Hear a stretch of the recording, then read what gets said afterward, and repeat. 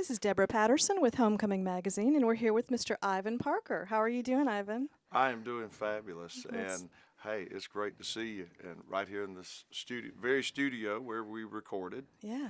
All the right. CD "Dancing in the Rain." Yeah, we're here at with Difference Media on the campus of John Hagee Ministries, and it's a beautiful campus, and we've been overwhelmed by how many things are on this property. So this is the studio you recorded it in. This is this is actually the studio. This is your Uh, first album with Difference Media, is that right? It is. Yeah. This was something that, well, we had actually just toyed with the idea for a while, and it just really just felt like it was the timing was perfect, and so Sandy, my daughter-in-law, Mm-hmm. uh, we were actually talking about the possibilities and things that we could do together, as an artist and a record company, Yeah. and I just not only was I a little partial to Sandy, Sure.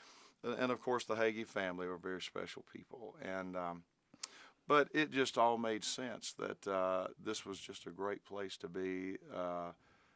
They're young and energetic and got a lot of excitement about the things that they do. Right. And I just thought, this really makes sense. And plus, I get to every time we do a recording, I get to fly to San Antonio and see my grandchildren. Oh, that's definitely an added bonus. Oh yeah. I did want to ask you, since you've signed with Difference, does that bring new and different opportunities in terms of touring or the types of appearances you'll do? There's actually a lot of things that I think are involved when you marriage a company and a career together. There's a lot of things that come with that, and there's a lot of television opportunities. I really, down through the years, being a part of the Gaither Homecoming videos for Mm-hmm. so many years and that family, I really realized the importance of television. Right. And so down through the years, we've had great success as being a part of that, and so they've just got a lot of television opportunities here that just totally makes sense, and just waiting for ministry to just expand and Right. go further and further. So to be able to have gospel music in this mix here, it's the television vehicle that goes with it, and so that's great. And then to be able to do some of the touring things that so many times a year we're involved with, like myself and Canton Junction, Mm-hmm. and they may mix it up and put some other artists together, Aaron and Amanda Crabb, and Mm-hmm. just different artists that get to do a package thing together, and ever so many times a year. Yeah, that's great. There's a few dates that come with that. Well, I'm glad. I'm excited for you and to see what those opportunities will look like going forward. I want to go back a little bit. Could you just tell me, growing up, who were your musical role models? Well, that's fairly easy because, going back to uh, the Bill and Gloria Gaither days, they were always some of my heroes because I loved the songwriting that went along with the business side of it, and they had all those ends covered, so there was a lot to learn Sure. from the Gaithers. Yeah. But then being a part of the Homecoming videos, I actually got to be with some of my heroes, Mm-hmm. Mr. Jake Hess.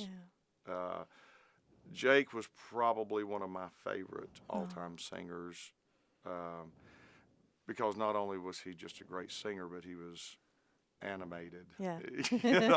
Everybody expected to see this, Yeah. in a Mhm. Jake song. Right. Um, And just a wonderful person I've not met, didn't have the pleasure of meeting him. But Oh, Jake was one of those. He was one of the most sincere people that you would ever meet. But boy, he loved to play jokes on people. And were you ever the butt of such a joke? do what? Were you ever the butt of a joke? Oh, of Jake's? yeah, yeah. Anybody who was around him always got the butt end of it at some point. But he was a great man. Aw. And then, of course, Howard and Vestal Goodman, and I'm naming off some of the legends of Yeah. gospel music, because sometimes I go back to the beginning of what made me fall in love Yeah. with gospel music? Yeah. What made me fall in love with this whole thing? And a lot of it were these people, and watching how sincere and how they presented the gospel. And so it just really inspired me. Yeah. Did your parents listen to any of those groups during your formative years? Oh yeah, Yeah. that's what we grew up listening to in our house, Yeah. because it was mom and dad would go out and, boy, I'm really about to age myself here, but go out and get these 33 and a third albums Sure. Yeah. whenever I was little, and they would play the Rambos, the Goodmans, the Statesman Yeah. Quartet, and just the Imperials, and just down through the years there were just so many albums that we had in our home Right. that I grew up totally saturated in it. All right. Well, it sounds like you ended up in the right field for sure. That combined your giftings with your passion. All right. So tell me a little bit about Dancing in the Rain. I hear that it releases in July. What are a couple songs on there that you're excited about? I know you talked about Mama's Rocking Chair. Can you tell me a little bit about that one? This is a great song. Um, Mama's Rocking Chair, that is actually a song that it took me back to my mom, because I grew up in a little small town in North Carolina. My mom still lives in that same house I grew up in. Oh, wow. And when we were putting the songs together and trying to select the ones that we were going after, we wanted to go for the best of the best. And that's how you kind of hold down and get those 10. And so I had not had all the songs picked. And I went to see my mom. And this was probably about a month before we started the actual tracking of the album, Dancing in the Rain. I still call it album, CD. My brother came in the room and got me and said, Ivan, you need to come in here and see this. And so I walked into Mom's living room, and there was a little rocking chair, and it wasn't anything elaborate, and it was just a simple little rocking chair. And he said, do you remember this chair? And I went, you know, it's been in the family all as long as I can remember. We've always had this chair. Yeah. And he said, well, this is the chair that Mom and Dad bought when you were born, Oh, wow. so Mom could rock you in this chair. Wow. And I went, I never knew the story behind that. I said, I had no idea. And so 2 weeks later, Aaron Wilburn, that wrote the song, he sent me a song called Mama's Rocking Chair out of the blue. Wow. I have not mentioned this song to any, or this thought, or this whole thing about the rocking chair to anyone. One of those God incidences. It was a perfect setup. Yeah. And so Aaron 2 weeks later sent me this song called Mama's Rocking Chair. And I sat there and I listened to it, and all of a sudden it hit me like, oh wow, I was just looking at Mama's Rocking Chair the other day. And it just kind of went from there, and it just felt like a divine thing, really, that I was supposed to record that song. And I bet it's very special to your mom as well. so Mom's not heard this song Oh. yet, but I'm excited. I'm excited to take it to her and let her hear this. Aw. And then, you know, with Sandy Parker, my daughter-in-law singing on it.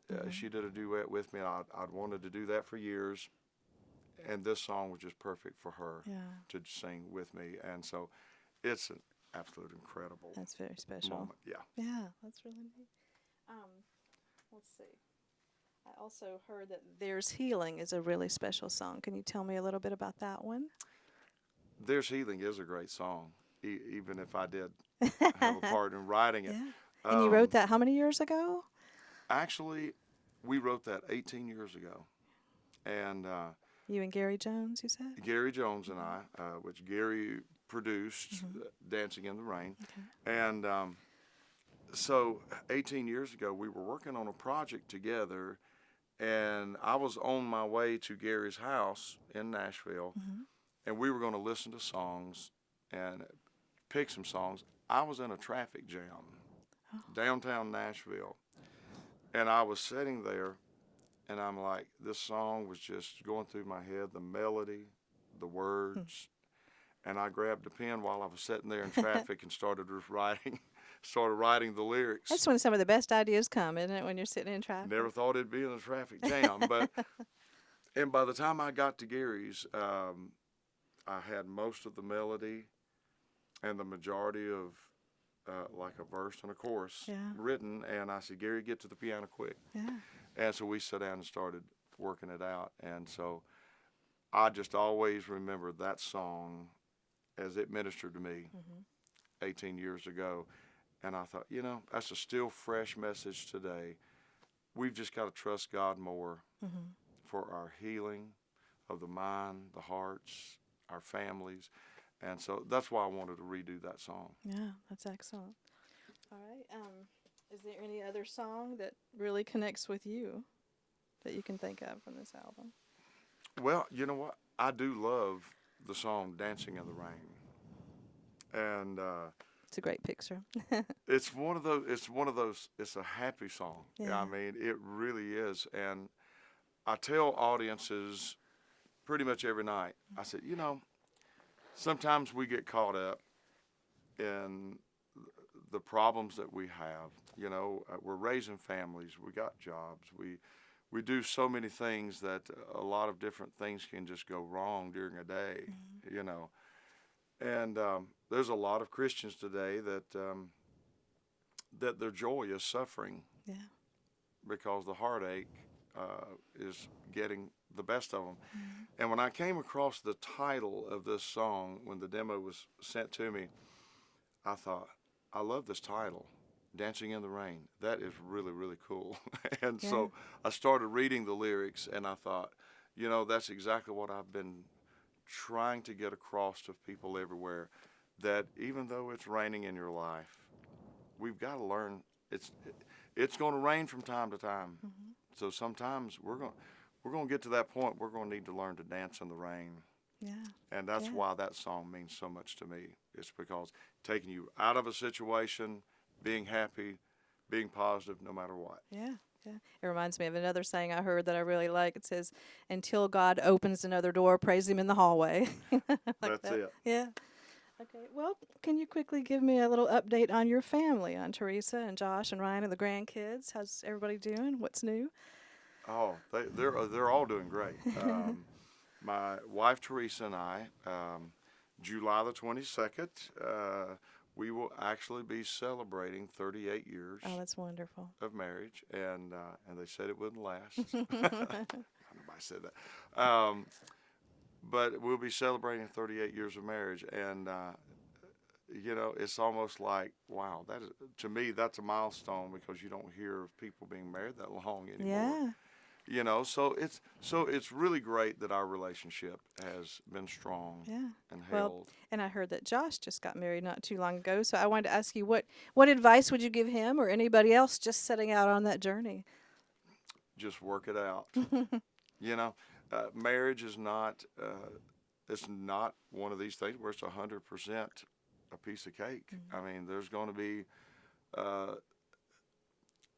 those times that the two of you may disagree, but it's okay to disagree, and it's okay to make up and work it out.